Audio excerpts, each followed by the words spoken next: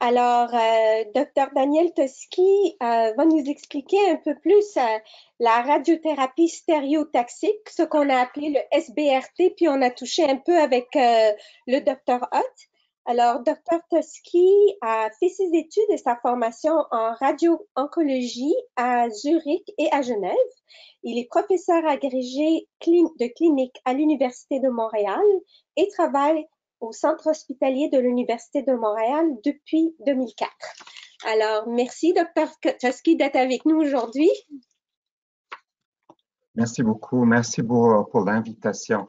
Je voulais vous remercier aussi, Conseil du Rein Canada, de m'avoir invité et pour le travail que vous faites. Je pense que ce travail que vous faites, cette connexion entre les médecins et les patients est très, très important pour faire avancer les soins de nos patients et la recherche pour améliorer les soins.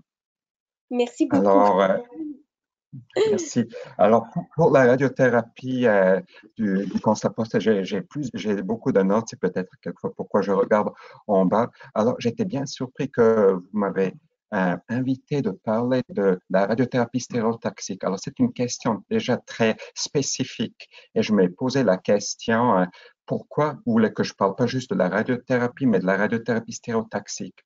Après, j'ai réalisé que la radiothérapie stéréotaxique est un avancement très important pour le traitement du cancer du rein. Parce que je me rappelle, il n'y a pas longtemps, on pensait que la radiothérapie était pas très utile pour le cancer du rein, que le cancer du rein est comme résistant à la radiothérapie, alors répond très mal. Et, mais ça a beaucoup changé dernièrement. Alors, avec la radiothérapie stéréotaxique, est-ce que vous pouvez voir mes diapos? Oui, on peut les voir. Le prochain. Alors, d'abord, je viens de Bâle, en Suisse. Bâle est aussi la ville de Roger Federer, qui est un grand fan du Football Club de Bâle. Alors, beaucoup de gens ont certainement peur d'aller en radio-oncologie parce qu'il associe la radiothérapie avec des brûlements, peau brûlée, avec des effets secondaires néfastes. Mais c'est pas vraiment vrai, et surtout maintenant avec ces nouvelles techniques qu'on a. Alors, la radiothérapie stéréotaxique, elle nous permet de mieux définir la position de la structure qu'on veut traiter. Dr. Toski, moi, je vous entends très mal. Dans un système trois-dimensionnel. On peut Dr. être beaucoup plus précis avec la radiothérapie. Et aussi de donner. Dr. Désolé. Oui. Est-ce que vous m'entendez maintenant? Ben, ça coupe beaucoup. Oui. Je me demande si on peut y aller avec le Je vais téléphone. changer la position. OK. OK, je vais changer la position. Est-ce que vous m'entendez mieux maintenant? Oui. Est-ce que vous m'entendez mieux? Oui, beaucoup Désolé. mieux. OK, Oui, alors on a maintenant beaucoup meilleur positionnement. ouais. Vous m'entendez? Oui, Oui. toujours. Alors maintenant, un meilleur positionnement et ça nous permet de donner des doses beaucoup plus hautes, quelquefois même 10 fois plus hautes que d'habitude, qu'on peut donner dans très peu de temps.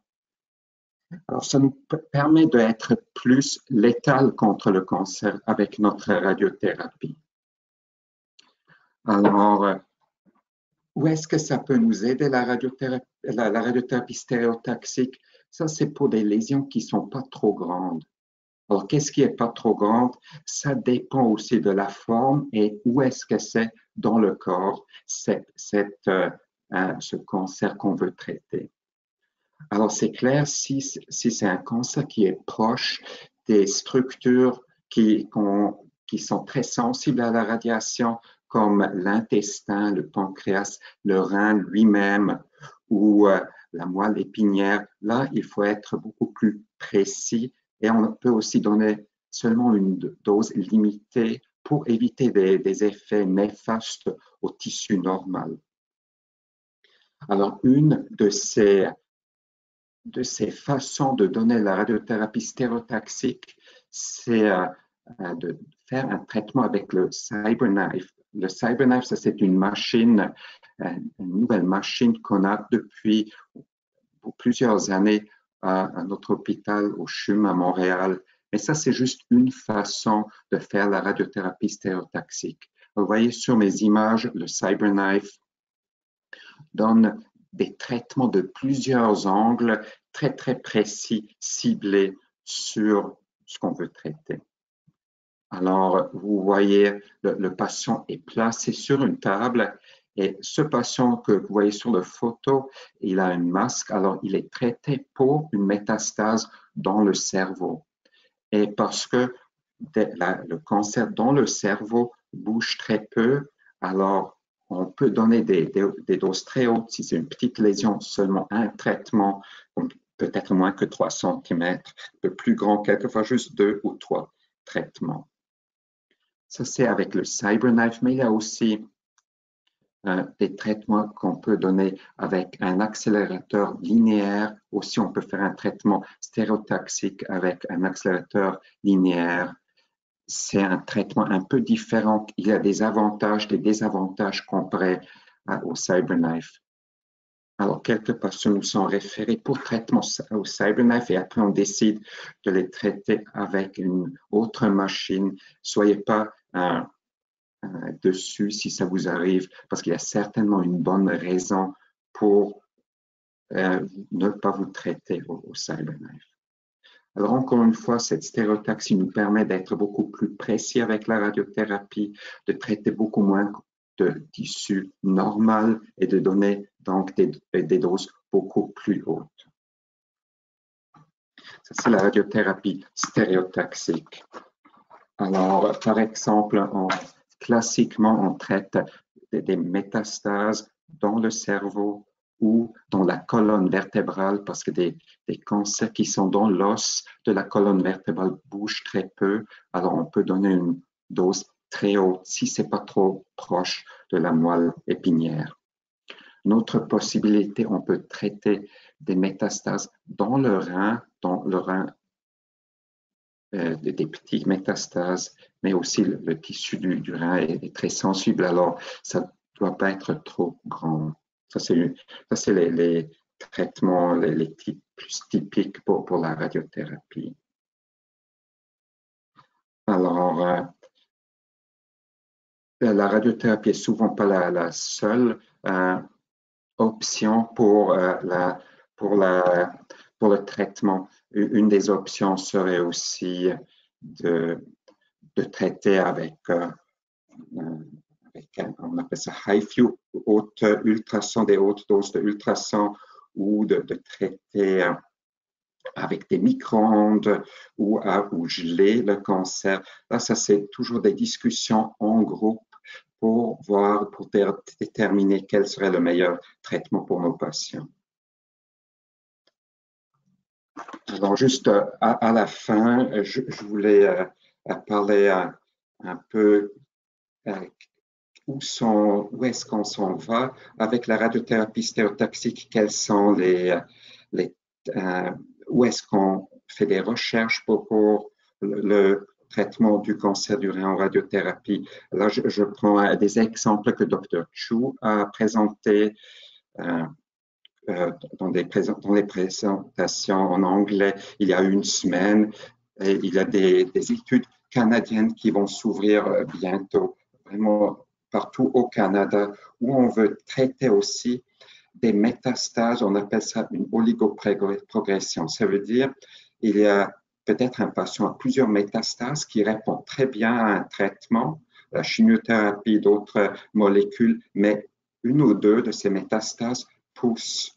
Les autres restent très calmes. Alors là, on pourrait faire une radiothérapie de ces métastases et on veut tester la radiothérapie à haute dose de 1 à 5 de ces métastases.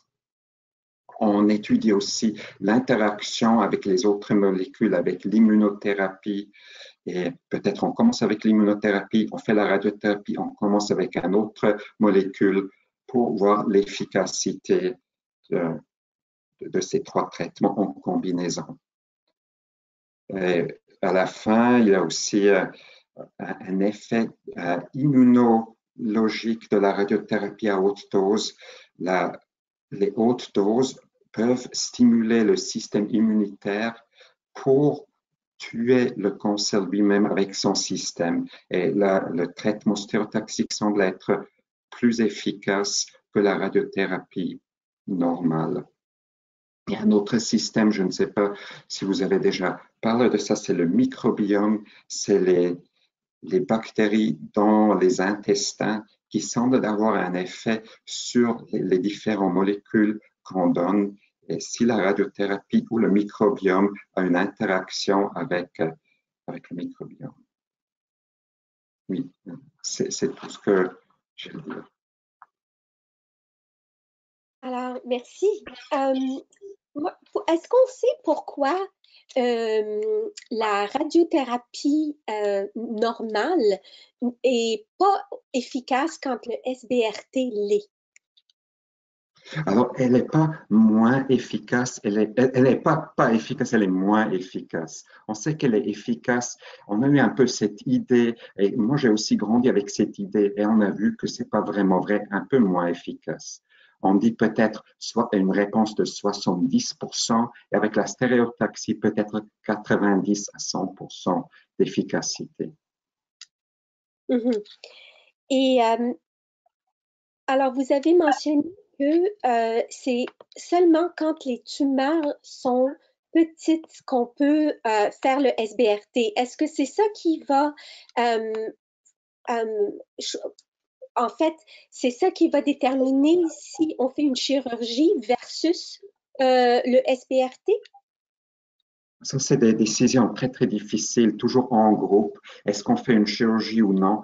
Oui, quelques patients sont peut-être trop malades, trop vieux, et on pense que c'est trop lourd pour eux d'avoir une chirurgie. Alors, eux, ils peuvent avoir une radiothérapie.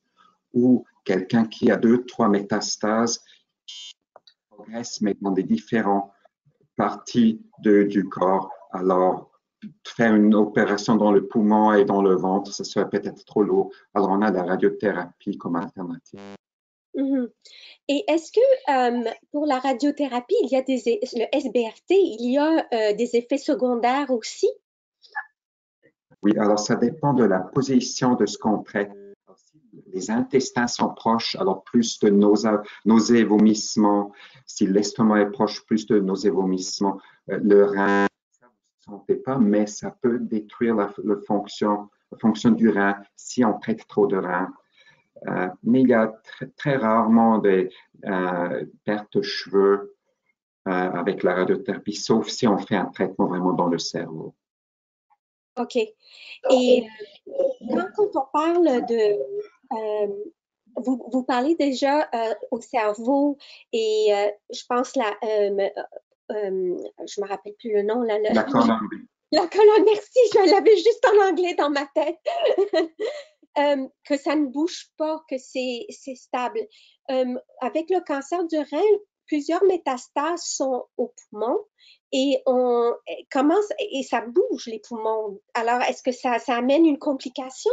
C'est comment vous faites si c'est pas stable? Excellente question. Oui, ça, alors on peut faire, on appelle ça en français aussi et en anglais un gating. Alors on peut, surtout avec le CyberKnife peut suivre la respiration. Alors oui, on peut synchroniser la radiothérapie avec la respiration pour compenser pour ces mouvements, oui, D'accord. de la respiration.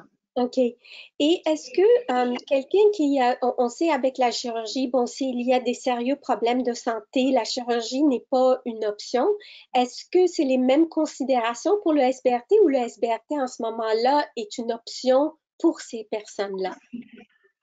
C'est toujours une option, mais ça dépend toujours des traitements autour, alors du tissu normal autour, ou aussi de la forme de ces cancers qu'on veut traiter.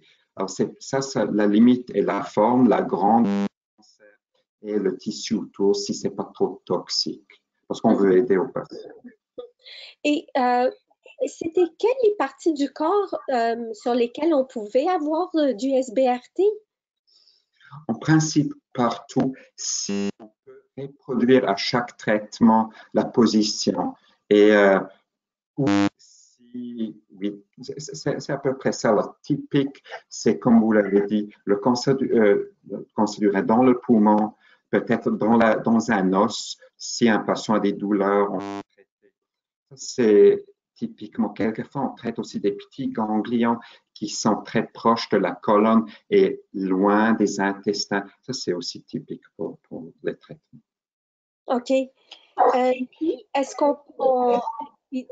je pense qu'on n'a pas besoin d'arrêter notre traitement systémique pour recevoir du SBRT ou il faut un temps d'arrêt? Ça dépend vraiment, c'est une discussion. Quelquefois, il faut aussi donner du cortisone pour diminuer une enflure, surtout au cerveau. Et si on donne le cortisone, la thérapie n'est pas efficace, alors là, quelquefois, il faut l'arrêter. Ou si la patient a quelques symptômes ou on a peur qu'il y a des complications de l'immunothérapie en même temps que des complications avec la radiothérapie, on pourrait l'arrêter. Mais en principe, on n'a pas besoin de l'arrêter. Mais ça peut changer de cas à cas. Est-ce qu'on a des questions des participants, Hélène? Moi, j'en avais une pour Dr. Toski. Est-ce que tous les hôpitaux sont équipés pour faire du SBRT? C'est une bonne question. Beaucoup de centres non universitaires nous envoient leurs patients parce qu'ils ne sont pas à l'aise. J'ai demandé à notre chef de la physique pourquoi ils ne le font pas eux-mêmes parce que ça ne me semble pas tellement difficile.